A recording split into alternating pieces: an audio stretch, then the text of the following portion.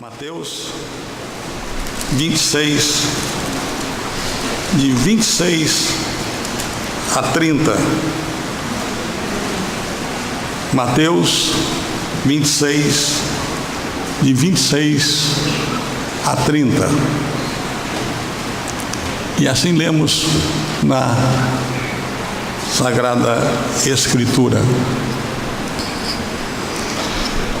Enquanto comiam, tomou Jesus um pão e, abençoando-o, o partiu e o deu aos seus discípulos, dizendo: tomai, comei, isto é meu corpo. A seguir tomou um cálice, tendo dado graças, o deu aos discípulos, dizendo: bebei dele todos, porque isto é o meu sangue, o sangue da nova aliança, derramado em favor de muitos para a remissão de pecados. E digo-vos que desta hora em diante não beberei desse fruto da videira até aquele dia em que eu hei de beber novo convosco no reino do meu Pai. E tendo cantado o hino, saíram para o Monte das Oliveiras.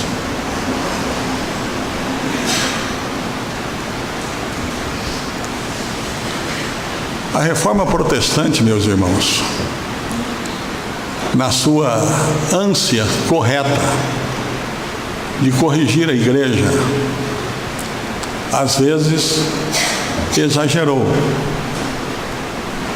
Por exemplo, há uma doutrina católica romana que diz que sem a igreja não há salvação. E nós, na ânsia de afirmarmos que a salvação é só em Jesus,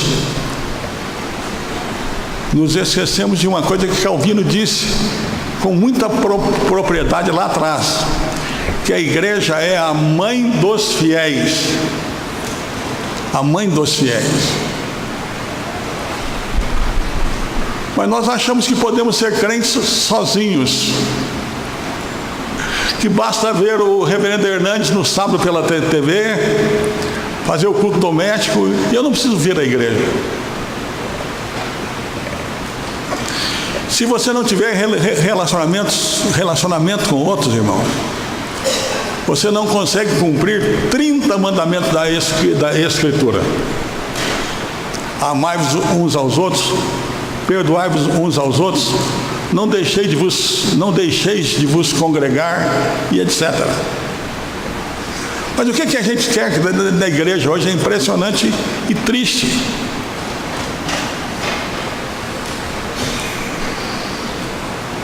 Nós somos muito independentes.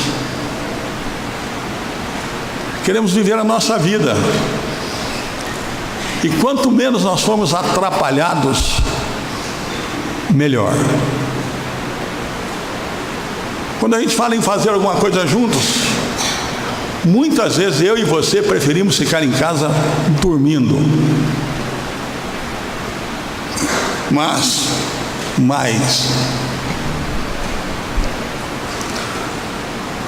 fazemos da igreja um produto. Eu não vou nessa igreja não, porque lá não tem ar-condicionado. Eu vou na igreja X porque lá tem boa música, então eu prefiro boa música, eu quero boa música, então eu quero consumir boa música, e a igreja se torna um produto. Pior ainda, com quem nós nos relacionamos na igreja?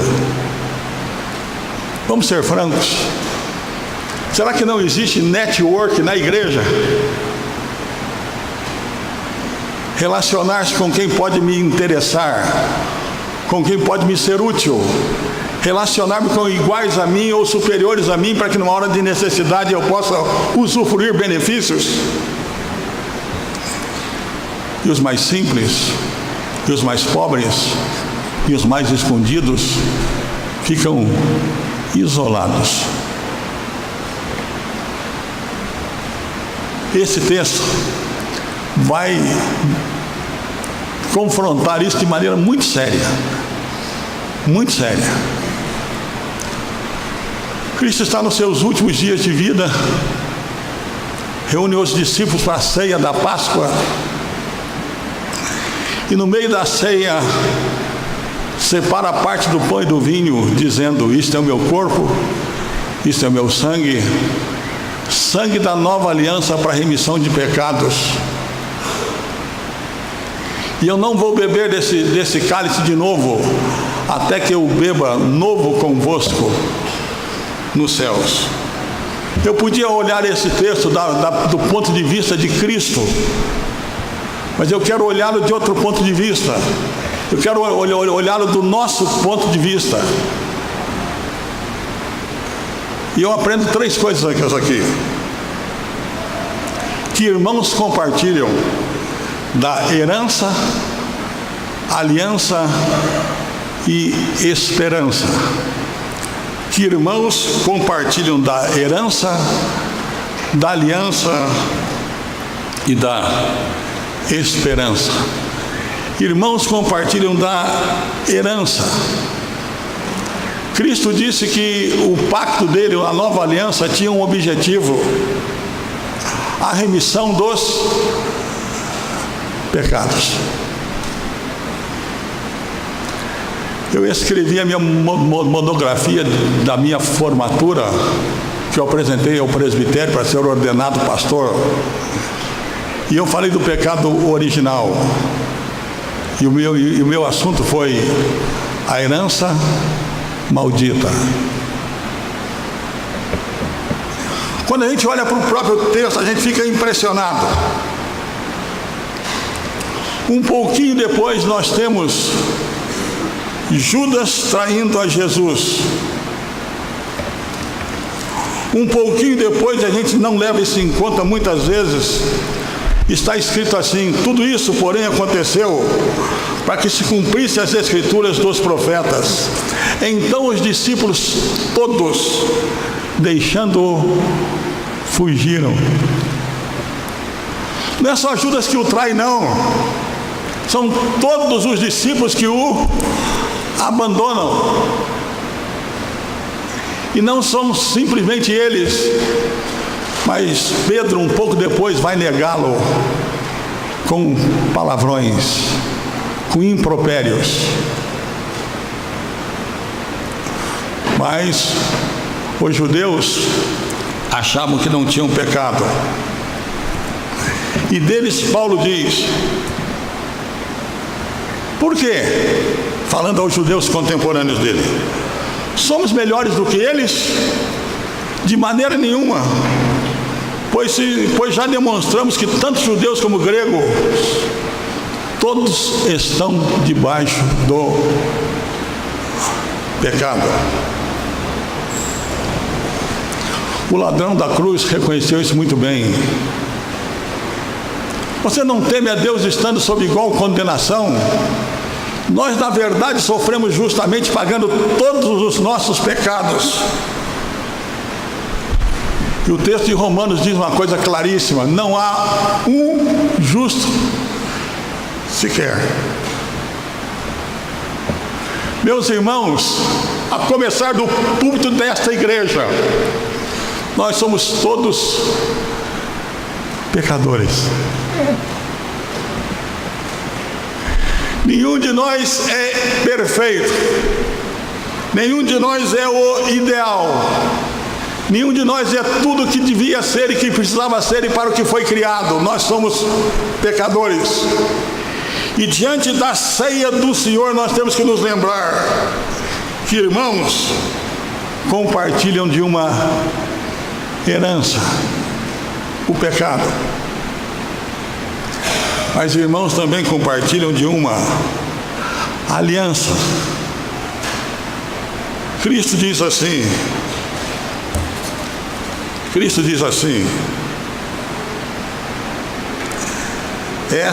porque este é o meu sangue, o sangue da nova aliança.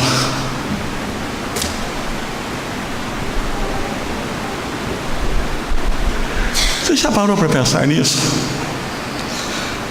Deus está em aliança com você E você deve se lembrar desse versículo de cor. Antes de Cristo nós não tínhamos isso. Paulo diz isso de forma clara, ele diz assim: estáveis nesse tempo sem Cristo, separados da comunidade de Israel e estranhos à aliança das promessas. Mas em Jesus nós somos congregados debaixo dessa aliança, como fala o autor aos Hebreus. De tanto melhor pacto, Jesus foi feito fiador. E a carta aos Hebreus explica isso. Mas agora alcançou ele ministério tanto mais excelente, quanto é mediador de um melhor pacto, o qual está afirmado sobre melhores promessas. Pois se aquele primeiro fora sem defeito, nunca se teria buscado lugar para o segundo.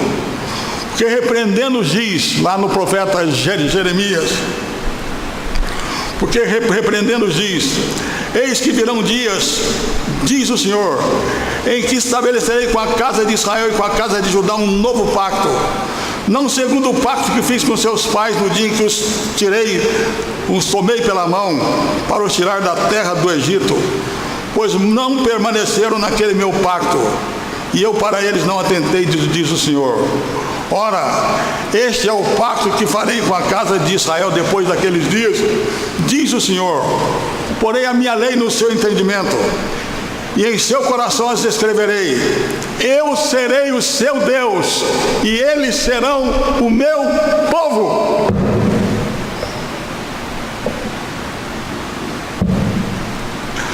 Notem bem, Deus está dizendo aqui uma coisa simples, mas profunda e séria. Eu estou escolhendo um povo para mim, e estou fazendo uma aliança com esse povo.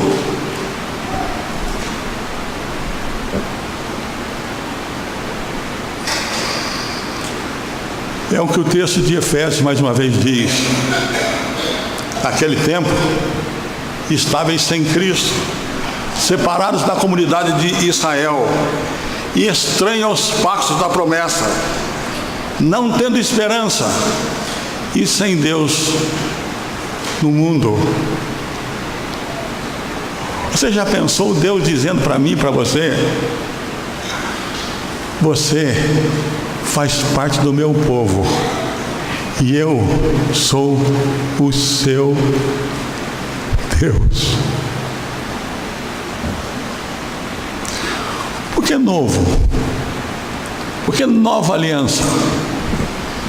Essa ideia, irmão, de dizer que nós estamos na época da graça e que não estamos na época da lei é muito perigosa. Que o tempo da lei também foi tempo da graça. E quando Paulo usa o termo lei num mau sentido, Paulo a usa como sinônimo de esforço para se chegar a Deus por conta própria. Não a lei de Deus. Não matarás, não furtarás. Mas ele está dizendo assim, o texto nosso: eu estou complementando a aliança, não a nova nesse sentido de ser diferente da outra, mas é complementada. Você já parou para pensar nisso?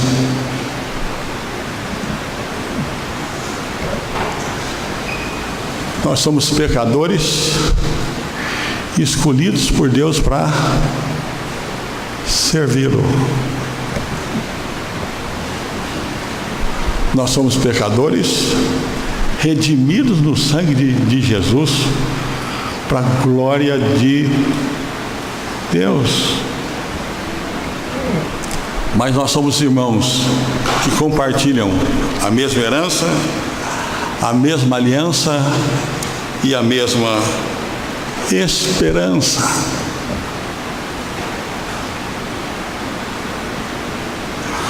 Você já disse para si mesmo: eu não vou mais comer pão, eu não vou mais comer macarrão, eu não vou mais comer doce. E na segunda-feira você quebra tudo, ou no domingo. Cristo diz assim: eu não vou beber uva, eu não vou beber vinho, até que eu beba convosco no reino dos céus. E Cristo não quebra a sua palavra, Cristo não quebra o seu jejum.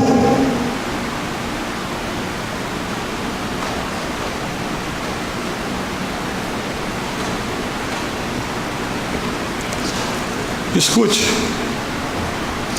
olha como era a igreja de Tessalônica, lembrando-nos sem cessar da vossa obra de fé, do vosso trabalho de amor e da vossa firmeza na esperança em nosso Senhor. E mais à frente, eles mesmos anunciam de nós qual a entrada que tivemos entre vós e como vos convertestes dos ídolos a Deus, para servirdes ao Deus vivo e verdadeiro, e esperardes dos céus a seu Filho, a quem ele ressuscitou dentre os mortos, a saber, Jesus, que nos livra da ira vindoura.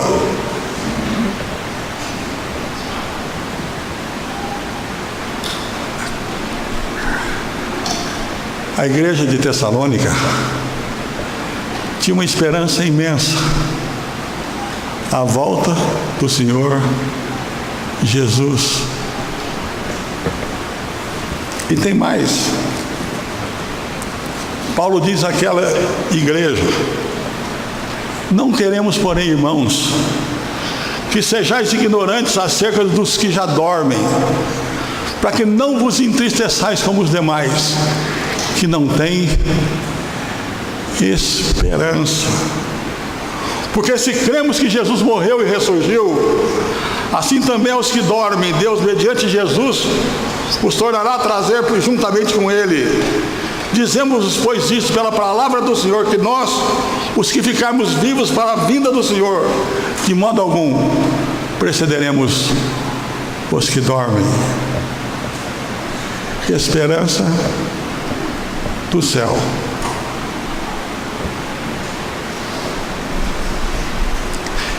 E na carta aos Hebreus, finalmente, nós lemos: e por isso Jesus é o mediador de um novo pacto, para que, intervindo a morte para a remissão das transgressões cometidas debaixo do presente pacto, os chamados recebam a promessa da herança eterna. Não sei se você me seguiu até aqui bem. Eu estou lhe dizendo que esse irmão que você conhece só pela nuca, ele é um pecador igual a você.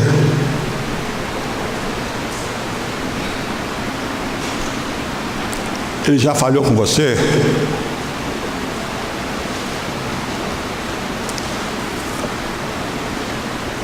Você já ficou decepcionado com ele?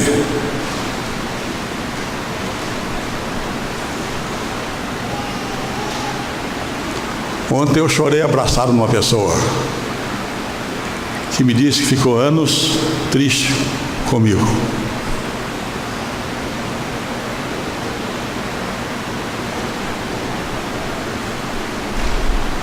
E você? Será que você reconhece que o seu irmão é imperfeito?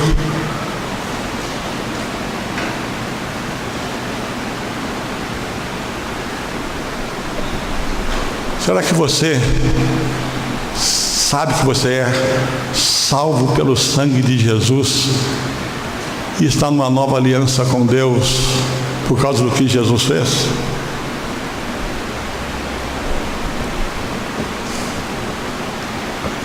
Será que você sabe, tem consciência disso? Que esse irmão que você não suporta, que esse irmão que você não aguenta mais, você vai ter que viver com ele no céu por toda a eternidade? Graças a Deus ele vai ser aperfeiçoado. E você também.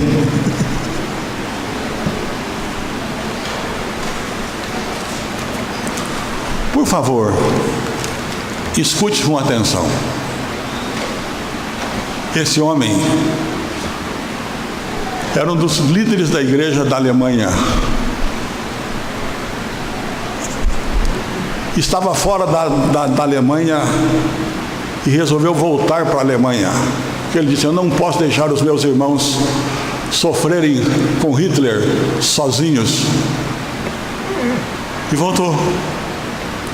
Foi preso. E na semana em que a guerra acabou, ele foi morto.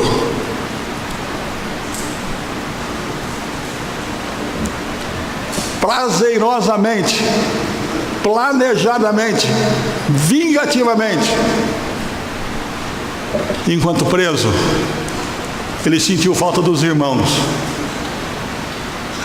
E escreveu vários livros sobre a comunhão dos crentes. Num deles, Dietrich Bonhoeffer disse: como Deus já lançou o único fundamento da nossa comunhão, como Deus nos uniu em um corpo com outros cristãos em Jesus Cristo, muito antes de entrarmos em vida comum com eles, nós entramos nessa vida comum, não como pessoas que exigem, mas como gratos recebedores. Não agradecemos a Deus por Ele ter nos dado irmãos. Aliás, nós agradecemos a Deus por Ele ter nos dado irmãos que vivem por seu chamado, por seu perdão e por sua promessa. Nota bem, está aqui o meu sermão. Ele nos tem dado irmãos que vivem conosco por seu chamado, pelo seu perdão e por suas promessas. Nós não nos queixamos daquilo que Deus nos deu. Em vez disso, nós agradecemos a Deus por aquilo que Ele nos dá todos os dias. E o que Ele nos tem dado não é ser suficiente. E o que Ele tem nos dado não é suficiente. Irmãos que viverão conosco através do pecado e da necessidade, debaixo da graça de Deus. Esta é a dádiva divina da comunhão cristã. Algo menos que isso, algum dia, até mesmo no dia mais lindo, é desanimador.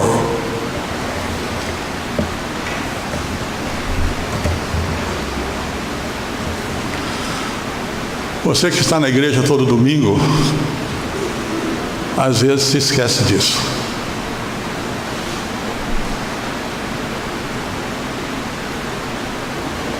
Olhe para o lado, olhe para trás, olhe para frente e veja os companheiros de jornada que Deus tem lhe dado.